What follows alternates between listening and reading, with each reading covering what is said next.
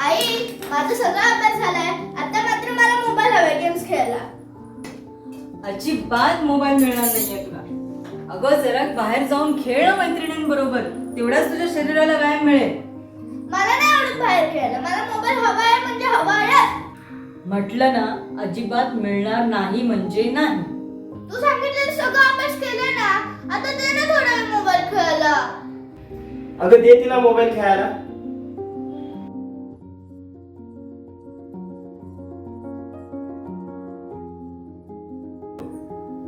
आई, मला खूप भूक लागली. मला काहीतरी खायला दे ना.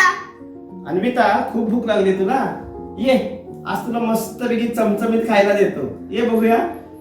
हे बघ, तुझा आवडता पनीर मसाला. पोटभर खाऊन घ्या. आहे की नाही टेस्टी मला सांग. आहे की नाही टेस्टी. आणि हे रे काय, हे रे काय, हे बघ रे, वा वा वा वा, हे बघ हे बघ हे बघ. हे काय, पोटॅटो पराठा. तुझा आवडता पोटॅटो पराठा. खाऊन घ्या, पोटभर खाऊन घ्या. आहे की नाही टेस्टी. आणि हे रे काय, कांदा भजी बघ किती टेस्टी आहे. पोटभर खा, नाही तर परत म्हणशील मला बाबाने दिलं नाही म्हणून चमचमीत खायला. आणि हे काय, तुझा आवडता आईस्क्रीम बटर स्कॉच.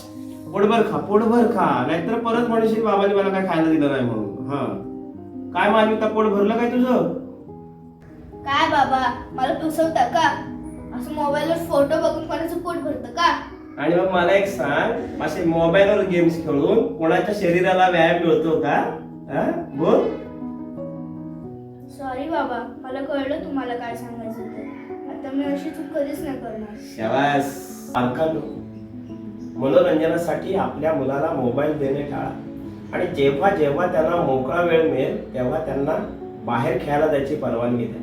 कारण आपलं मूल जर आपल्याला तंदुरुस्त हवे असेल तर शारीरिक कसरत ही तेवढीच महत्त्वाची आहे. कृपया हे लक्षात घ्या.